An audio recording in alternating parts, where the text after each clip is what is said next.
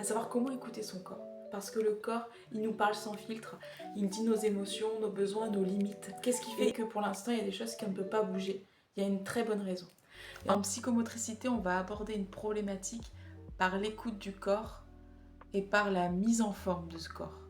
Parce que finalement, de la même façon que notre manière de penser, de voir le monde, ça nous parle de soi, de comment on fonctionne, de notre vécu, de nos besoins, de nos limites. Le corps aussi parle.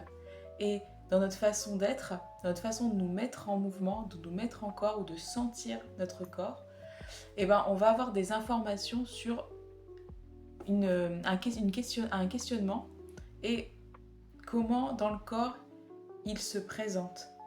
Et finalement, ce qui est chouette avec le corps, c'est qu'il peut beaucoup moins, il va vraiment parler de plusieurs niveaux.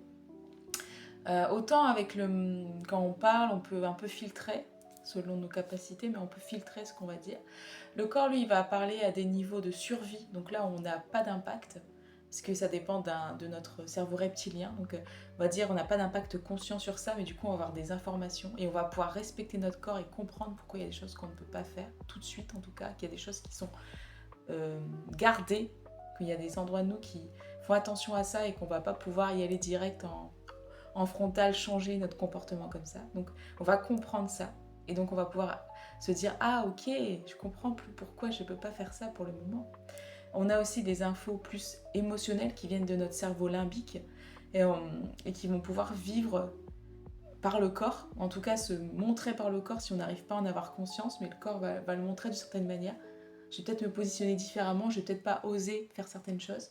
Et ça, c'est quand même intéressant parce que on peut pas faire l'impasse sur des endroits de nous en se disant on va y aller en mode frontal, ça va marcher. Non, on va avoir des endroits très gardiens qui vont se mettre dans le corps, qui sont très, on va dire, ancrés.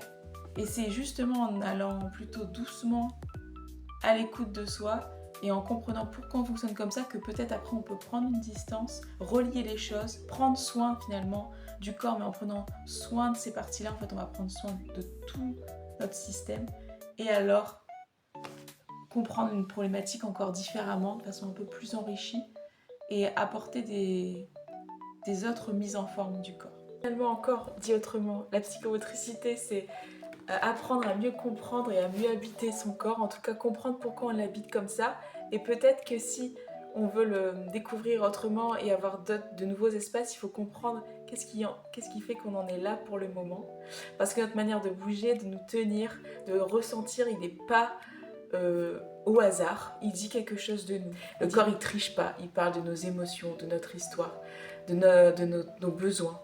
La psychomotricité, au final, c'est élargir sa capacité d'accueil de ce qui se vit. Et quand on a une plus grande écoute du corps, on a une écoute de beaucoup plus de choses, vous voyez, de ce qui se passe dans le monde. Mais d'abord, il y a écouter le corps, parce que quand on écoute, on peut se mettre un peu plus à distance et on peut retrouver un espace du coup d'interaction, donc de jeu avec soi dans la relation à l'autre. Et on peut aussi mieux du coup commencer à comprendre et à aligner tout ce qui est en nous.